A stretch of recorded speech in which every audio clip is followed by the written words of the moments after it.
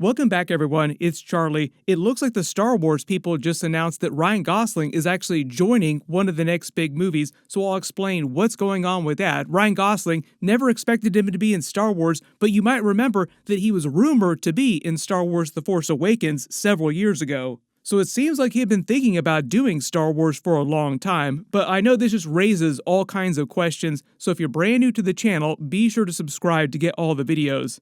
They're going to start filming the movie later this fall. That's why they're announcing his casting now, making it the next Star Wars movie they release after the Mandalorian and Grogu movie. The closest he's actually gotten to Star Wars were fan edits that people made of him when he was rumored to be joining The Force Awakens so many years ago, and in Blade Runner 2049 with Harrison Ford. They spent a lot of time broing out on the press tour. That was during the era, though, when Harrison Ford was still messing with people big time during all of his press. He's chilled out a little bit from that grumpy old man persona since joining the Marvel movies in Captain America: Brave New World, but I am sure the next person who tries to ask him a Star Wars question will get the classic sass from him. This is actually just one of many movies that they've already announced that they're in the middle of making. Ryan Gosling's new movie is actually the one that Shawn Levy was reportedly working on. Now we're just finding out more about what's actually happening with that film. Based on how long they usually take to make those movies, that means Shawn Levy's movie would be Christmas 2027 or Spring 2028 release. The way that people are reporting it, it's not meant to be Star Wars Episode 10. That's something completely separate. It sounds like they're just testing the waters with Shawn Levy, giving him a one-off movie, and if things work out with this Ryan Gosling movie, then they'll bring him back for a full trilogy, and maybe even bigger stuff in the future if everything works out long-term and Shawn Levy wants to continue coming back doing more Star Wars movies. That's why it's a little easier for them to sign big actors like Ryan Gosling, because they don't sign them to like a 6-picture deal like a classic Marvel deal. They'll just sign them for one movie, and if things work out, they like working on it and they like coming back, they'll just do more. So if you don't like Ryan Gosling, or you don't like the idea of really big actors from other stuff coming into Star Wars, they aren't pinning the entire future of the brand on stuff like this. Currently, the future of Star Wars is still being pinned on Grogu, which I think is probably the smart bet for them, just because The Mandalorian is one of the most popular things that they've done in the last several years, so of course they would use that to try and forge a new path forward, while they try to figure out what they're doing with Star Wars Episode 10 in the future of the mainline saga. But because they are releasing this right after the Mandalorian and Grogu movie, it does sound like Lucasfilm is very confident in Shawn Levy's movie and they wanted to fast track it. Like he's doing this movie instead of doing another movie with Ryan Reynolds and Hugh Jackman. Also, Ryan Reynolds right now having to deal with a whole bunch of lawsuits in real life, so that might have something to do with that too. But I wouldn't be surprised if everything works out with this new Shawn Levy movie, they do eventually try to get him to do Star Wars Episode 10. They literally just announced separately that they've already started developing what is essentially Star Wars Episode 10, like the next saga of mainline movies.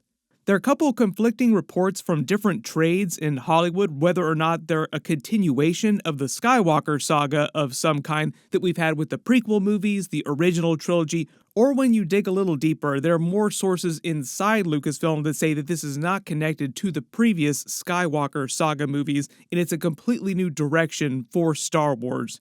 But all of them are reporting that the new trilogy will mostly feature new characters that have not been featured in the movies up to this point, and it's basically Star Wars trying to reset itself going forward, instead of trying to rehash a lot of the characters that have come before, particularly the sequel trilogy characters. We probably will see a couple returning older characters like Grogu, for instance, show up just because he's built into the Star Wars universe as living up to 900 years like Yoda, so he's going to be around no matter what that far into the future. It will take place after the events of the sequel trilogy. It's mostly a question of how far in the future it's going to be set, because it won't just be a simple sequel to the sequel trilogy, like it'll be its own separate thing with completely new ideas going forward.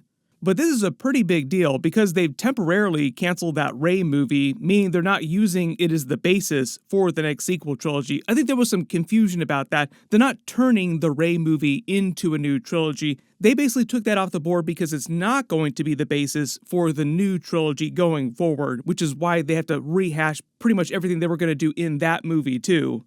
Those of you that have wanted them to retcon the sequel trilogy will probably be a little bit happy about this. They're not going to actually retcon the sequel trilogy, but this is as close as you're going to get to that. More of like a soft reboot on all their creative behind the scenes going forward in like the really, really big movies.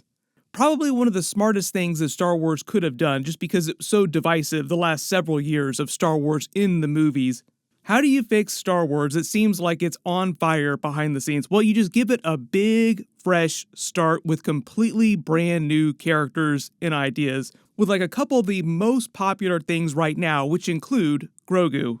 But this new saga trilogy will take place later in the timeline after the events of Rise of Skywalker. So if that wasn't clear, they are moving forward in the timeline.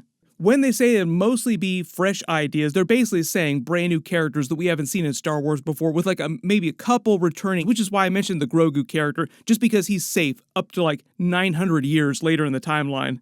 And you can definitely tell this is like breaking stuff, because as I was making this video, even more new context on what's going on with some of the characters in those movies is dropping. For instance, there's a rumor now that Rey will be like the Obi-Wan Kenobi of this new trilogy, more of a background character. They might kill her off at some point during the trilogy, bring her back as a Force ghost if she stays in all those movies in the background. But again, the takeaway from that is they canceled that Rey movie in favor of making her a smaller character as part of this new direction for Star Wars. So if there's any confusion about that, it's not like she's going to be a main character of the new trilogy. It's not going to be her new trilogy. Here's the other big part of this, somewhat controversial or not controversial. Simon Kinberg is developing it. You might remember him as the person who worked on most of the Fox Marvel movies, starting with the original Fantastic Four movie. He got his start there doing script revisions while they were still filming the original Fantastic Four. Then they gave him more creative producing duties by the time they got to the X-Men First Class reboot and all the X-Men movies after that. The only actual X-Men movie or like Marvel Fox movie that he actually directed was X-Men Dark Phoenix, which is kind of dubious, I know, just because that movie was also a bit of a mess. Originally, he left Fox when it was bought by Disney, and they canceled all their previous X-Men, Fantastic Four, Deadpool 3 plans because Kevin Feige started folding that stuff into the MCU. He developed a totally different version of Deadpool and Wolverine, and now Simon Kinberg is brought back by Disney to work on their new Star Wars saga trilogy. According to Rob Liefeld, who was also posting reactions of his to this, Kinberg was the one at Fox who pushed them to make the first Deadpool movie when they still didn't want to make it after the test footage leaked. The way that Rob Liefeld talked about it, he made it sound like Kinberg is actually a pretty decent writer, so at least when he's plotting out this new Star Wars trilogy, as long as they bring in some really solid directors to actually do this, and they know what their plan is going into it, and they fix all those script issues before they start filming, we should actually be in business, because this, obviously, you remember, is not what they did when they made the original sequel trilogy, Star Wars Episode 7, The Force Awakens. Just a little while ago, you probably remember, Damon Lindelof had been hired to write the next trilogy with this big writer's room at Lucasfilm. It was more connected to the older Rey, New Jedi Order storyline. That was what this whole timeline they revealed at the last Star Wars Celebration was about, like the big saga of where all the different movies were going to be taking place the next 10 years. At the time, there were like 9 or 10 different Star Wars movies that were in development, then a whole bunch of them got canceled, and they just revealed that they've completely rebooted their plans for the future of Star Wars. The original version of Episode 10 was going to take place between 10 and 20 years later in the timeline. Episode 10 changed significantly while Damon Lindelof and his creative team were writing it. It started further forward in the timeline with a really old woman version of Rey, like old man Luke Skywalker kind of vibes. They never actually revealed who those new villains were going to be, only that they were going to be a totally different threat. Then Lucasfilm had them change the movie to a younger Rey, and it was set 10 years after Rise of Skywalker because Daisy Ridley wanted to come back and do more movies. Then Damon Lindelof got fired from the movie, or he left of his own accord, depending on who you believe. Stephen Knight, who did Peaky Blinders, was hired to take over that Rey movie. Cut to a year later, he just quit that movie, or he also got fired, depending on the way you look at it. Lucasfilm also announced that the Rey version of Episode 10 was indefinitely shelved, all because now it sounds like that is no longer gonna be Star Wars Episode 10, and they're completely rebooting those plans with this fresh start, brand new characters that we've never seen before with Simon Kinberg's version of this upcoming trilogy. So that's why you probably hear people talking about the new saga movies being a completely new saga and not being the Skywalker saga continued. Basically, Lucasfilm giving Star Wars a mulligan, like a brand new idea for the future of Star Wars, totally new path. Personally, I think this is the smartest thing Star Wars could have done for like the future of Star Wars without doing a traditional reboot on everything and decanonizing the entire Disney era of Star Wars. They're not going to go that far. Remember what Dave Filoni has done with the Legends canon the past 10, 15 years. Let's slowly bring all that stuff back through the Clone Wars and all the modern Mandalorian stuff too.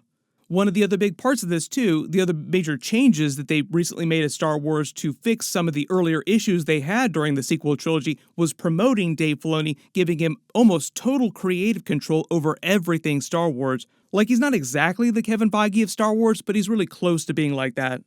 So that when they start filming, they start rolling cameras on Star Wars Episode 10, they have a pretty good idea of how Episode 11 and Episode 12 are going to play out with like minor adjustments that they make along the way, not them completely figuring everything out on the fly.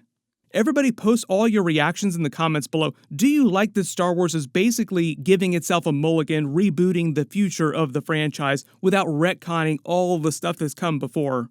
Is basically them trying to get rid of all the baggage that comes with trying to do a movie follow-up to the sequel trilogy. Like, you know what, let's just like put some of the stuff that didn't work in a drawer and never talk about it again. But there's a bunch of stuff coming in the next few weeks. We got a ton of Super Bowl trailers in a few weeks. I'll be doing videos for all those. We should get another big Fantastic Four trailer. We'll probably get another Andor Season 2 trailer soon too, so be sure to enable alerts for my channel so you don't miss any of that.